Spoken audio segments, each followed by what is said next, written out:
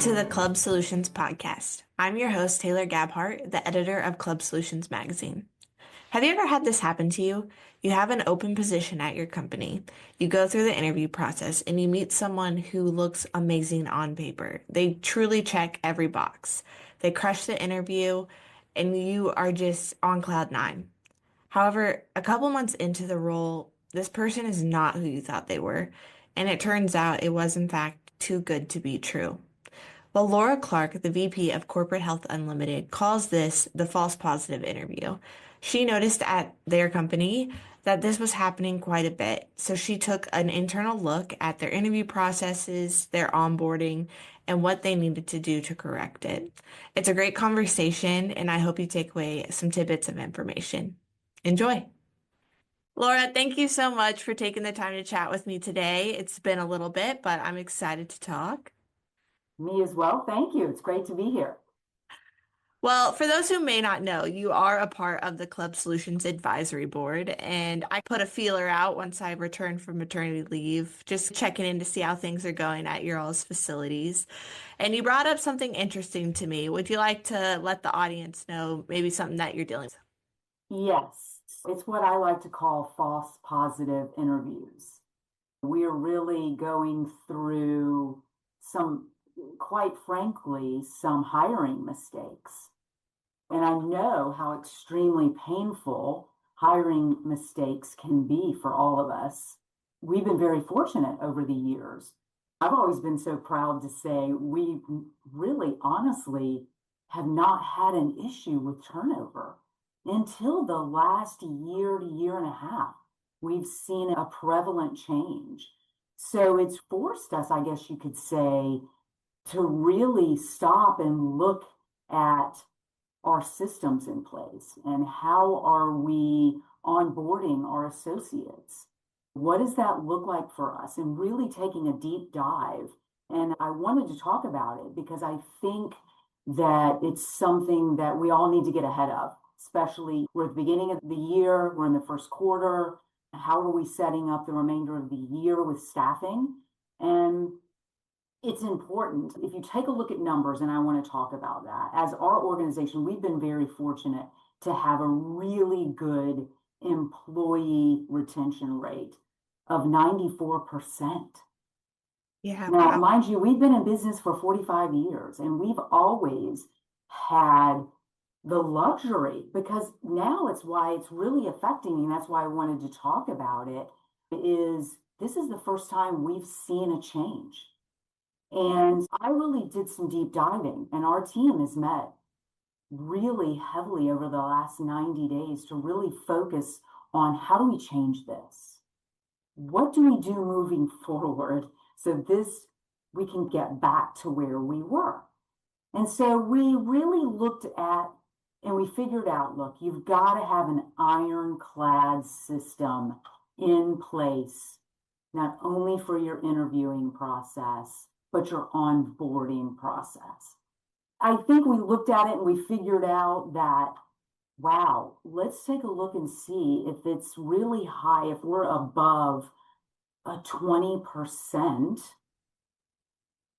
turnover rate, that's considered high.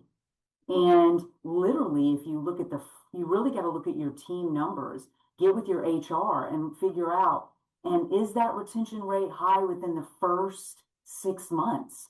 Are people leaving within the first 6 months of employment? If that is 15% or higher, you definitely have a problem with your onboarding system. So we took a look at that, and I really wanted to talk a little bit about that today. So yes. Yeah. Well, I think in the fitness industry, it is a problem that a lot of people face. They just Mhm. don't necessarily talk about it. And I think staffing is the biggest issue operators are facing today. So when you say false positive interviews, just to Mhm. clarify for our audience, it's someone who interviews great on paper, but by the time they get into the job, they're not living up to what you thought you were getting. So when you're diving into this, overlooking how you're doing your interview process, your onboarding process, are there any big changes that you came up with, or maybe like fallout points where you're like, oh, maybe we shouldn't be doing this to fix the issue? Yes, and look, when I talk about this, we all know that nothing is fail proof. when it Right. comes to human beings and hiring, right? And we're in the people industry. We're in the energy industry. So it's always interesting to me when we interview people, they know what the position is. We take a look at when we get through our process, we really do a deep dive. And what we decided is in the past, we maybe had two or three people as part of a that would interview, depending on the level of the position. But we decided that we needed to have a larger panel, starting with the interview process and multiple people involved, multiple different areas of our organization, no matter what the position is, and really looking at what are the type of questions that we're asking? How many interviews are we actually doing with this associate? And we found out that just like everyone, when there's a need and you've got to place a position quickly, you move quicker. And maybe you, I don't want to say avoid, but I'm going to say avoid really taking your time to really get to know a candidate. And we all hire based on experience. We hire based on certification, education, and energy. But I think there has to be what we've decided is a deeper dive into it. And I will tell you, I recently experienced a false positive interview. We interviewed the perfect candidate, perfect resume. I kid you not.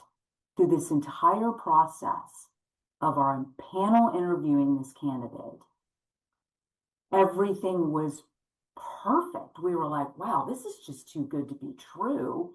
And hired this individual. They came on board.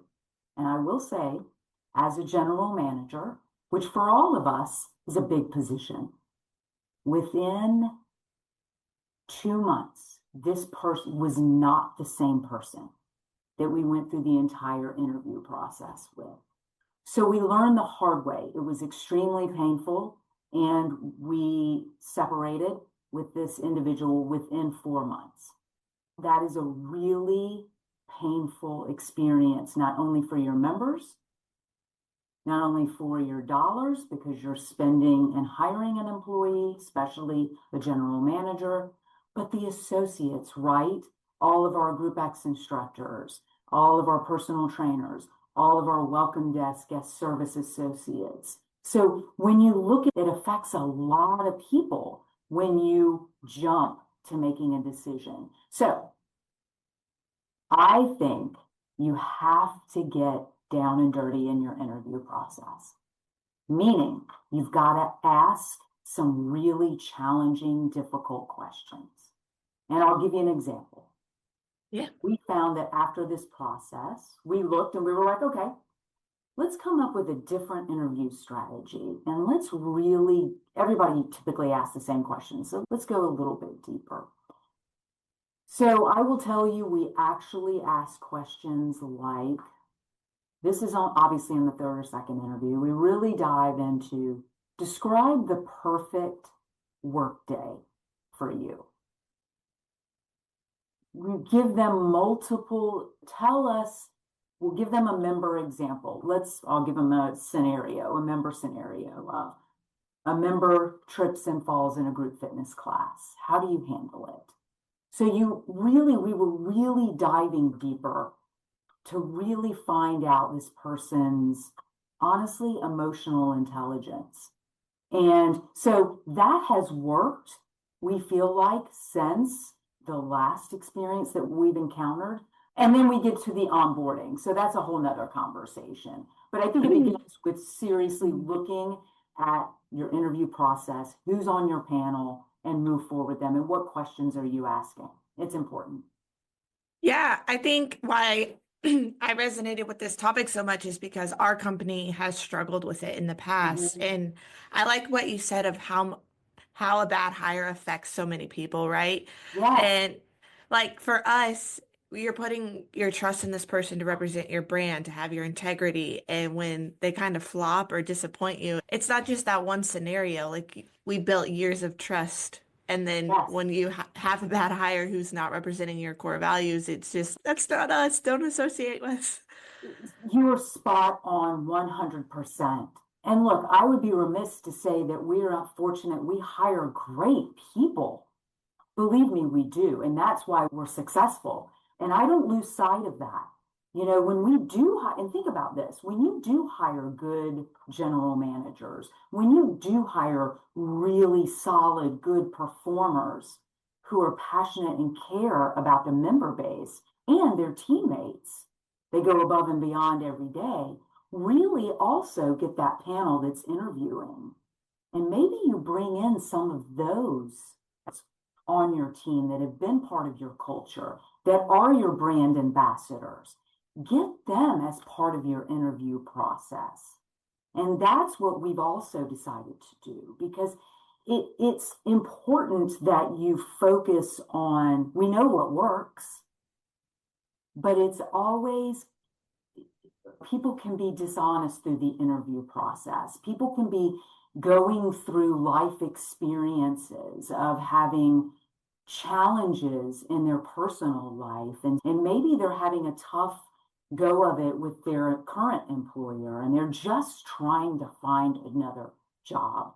And you have to really understand and get to the core of why they want to work for you, the difference they can make in that role. And it's really diving a little bit deeper. And it's also maybe meeting them and touring them actually in person, not just bringing them to your corporate office for interviews or Teams or Zoom interviews. It's about that in person because it is completely different when you take them on site to one of your fitness centers and see how they interact. Watch how they interact with members, even through the interview process. Are they looking at members? Are they smiling at staff? How are they engaging? And so I think we get to a point where we're like, oh my God, we got to hire this position. We need this position now, and we move faster than we should. So we've learned from that for sure. Yeah, I think that's a lesson we've had to learn as well. And a couple years ago, we read the book, The Ideal Team Player by Patrick Lencioni, and that kind of revamped our entire interview process for us. And now we look for three big things when we're interviewing. Are they humble? Are they hungry? And are they smart?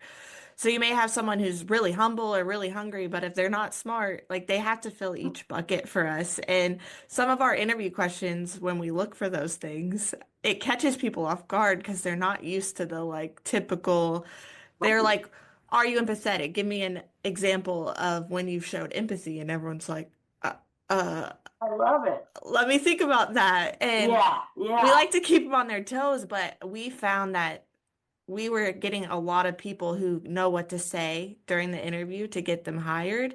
And then a couple months down the road, like you said, their true colors start to show. And it's not only a blow to, like you said, when you're in a position and you need to hire fast, Mhm.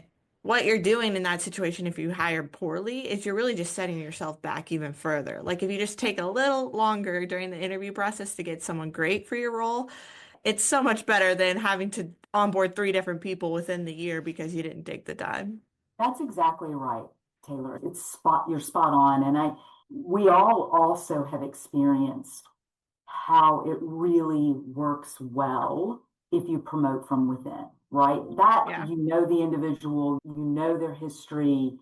You, of course, they know your brand, they're in 100%, they're excited about growing with the company, so yes, we always look to hire from within, but we also want to look at how can we bring new talent in?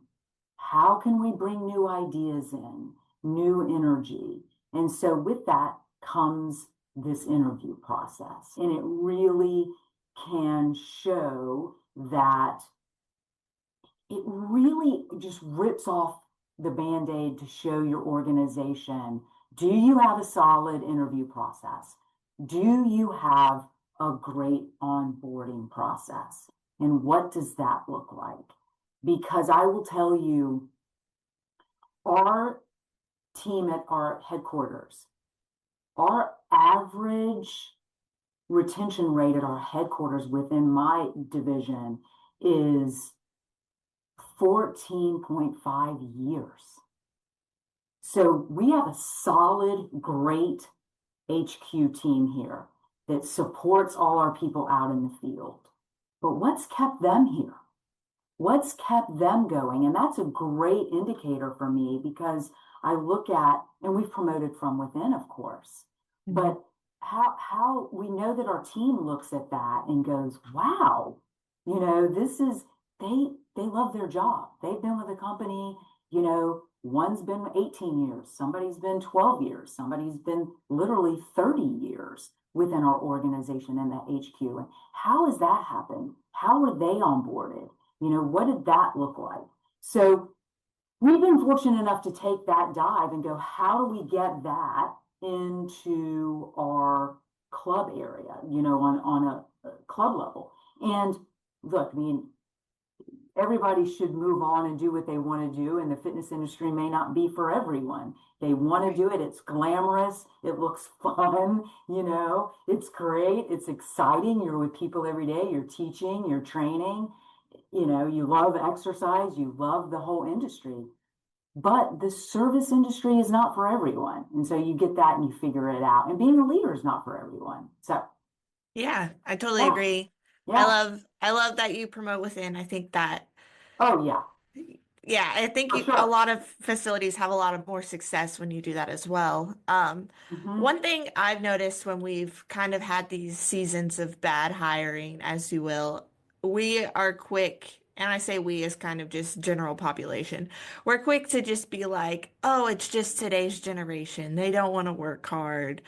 But I think what we at Club Solutions had to do is like clearly the systems aren't working. Right. So where are we breaking down? Are we truly setting them up for success or are we giving them just a plan to fail from the get-go? So you talked a little bit about onboarding, and I know you've kind of re-looked at that during this season. So are there any like maybe three things that you've changed or come to mind when you're talking about your onboarding process? Great question. And we did. So, over the past several years, we've had a really extensive, and I say it, and it's kind of nerdy, but we have an onboarding Excel file. Now, that sounds ridiculous and drives me insane at times too, believe me. And it's literally every single category of a position and what their job requirement is. It's the detail behind it, right? And we actually go through every single segment and section, and we review this with every single employee within the first 45 days. And there's a checklist. Majority of it is done within the first 14 days. So we looked at that and we thought, this is great. We're going to continue to do it because it's the knowledge that they have to have. But we thought, let's look at adding two more different tiers to that. So to your three-pronged question, Mhm. we looked at let's do a day in the life. So the very beginning, the first week, our entire HQ team spends one day with that. I'm just going to use a general manager for now, with that GM an entire day. So it's 5 different positions at our headquarters that spend 5 different days with them. And then we actually have a rotation where we send them to another facility and they actually spend a day with a very successful general manager that we have, multiple ones. They get to see different locations. They get to see our teams in place. They get to see our brand. They get to get it and they get to guess what they do. They become peers and they work together and they see that they're all in the same boat together. So we work on that. We work on getting them entrenched in our culture and meeting new people within our organization. So it's not just their direct report that they Yeah. train with. It's multiple people within our organization.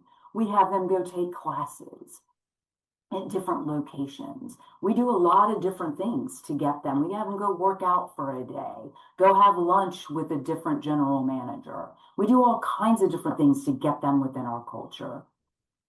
Also, within the first 30 days, they are a part of our manager call system. So we set up a call every single month with all of our GMs. And typically we have a guest speaker, typically we do best practice. And so this new GM comes in and we light it up. We're like, all right, tell us a fun fact about you. The floor is yours. Welcome to the team. It's just we get them really entrenched really quickly. So I think that's the real important part is just don't throw them to the wolves. Just don't throw them into their club and go. It's really taking the time to onboard them and get them as part of your culture, for sure. Yeah, because how can you expect them to represent your brand well if they don't really truly understand your brand and your culture? They have to Right. experience it first to kind of amplify it. Exactly. It I think 100%. I think one thing that's helped us really well during these false positive interviews is we revamped our onboarding process completely, and we were still having kind of a struggle. And we're like, it's clear as night and day what their job is. I don't, Right. what's happening? But Right. then we realized that we never defined what success truly looked like in the role. Mm, So what we've done is added benchmarks 30, 60, 90 days, and then a year, where you should be at and what the baseline is, and like going above and beyond looks like. So we've had conversations in the past and they're like, I don't understand. I thought I was doing a really good job. And we're like, what? You right. did? Right. So it seems so benign sometimes to be like, I Yeah. have to define success, but sometimes as the leader pouring into someone else, it really is that simple. They just need it outlined of what they are trying to aim for. That's exactly right. And I look at I call it really the threes, right? The threes. Every 3 days, every 30 days, and every 3 months. It's the same with members. Yeah. You've got to have that connection and you have to be able to say, how are you today? How's it going? We all do quick heads up meetings, but you really schedule a good, even if it's 15 minutes, Right. every 30, every 3 months, right? It's that constant, what can we do? Where do you need support? Where do you need help, right? And it's those conversations specifically within the first 6 months to a year. It's very important to do those things. I will also say it's very important to move on quickly too. If you know it's not working, I just take it and I fall on the sword and go, you know what, that was a false positive interview, but we're going to move forward and we're going to make this change now. Because if you continue down that road with somebody that's not a good fit, it does more damage in the long run. My advice really is painful as it is, hold people accountable quicker and move forward, because I really believe within 4 to 6 months if this person is part of your team or not, if they're a superstar or not. There are signs, you get it. We're all in these positions for a reason. We've seen what success looks like. And so if you find someone that's struggling off the bat, not saying don't try to support and help them and find out maybe what the underlying issue is. I'm saying if you give all you have to that in that support structure and it's not working, sometimes, like I said, not everything it's not everybody's going to work out, unfortunately, through this process. But moving quicker helps for sure. Yeah, what's the saying? Hire slow, fire fast. Yes. I think we can Yes. summarize this episode up by that little saying.